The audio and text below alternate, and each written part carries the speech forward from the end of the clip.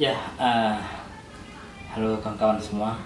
Hari ini kita akan melakukan pembersihan, yaitu mengubah cat pintu warna lama karena kalau kena baju dia akan lengket. Nah, sekarang sebelum kita ngecat, kita akan membersihkan menggunakan sikat besi. Juga harus menggunakan kacamata biar anti debu. Besoknya kita baru lakukan pembersihan cat dengan warna baru. Ayo guys, kita kerja. Ini dia, ini proses.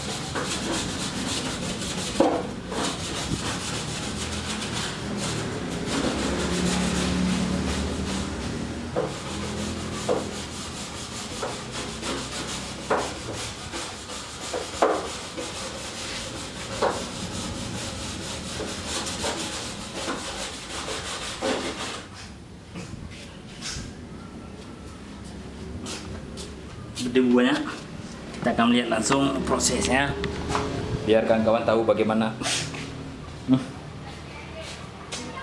debu luar biasa. Ini prosesnya, begini proses ngecatnya.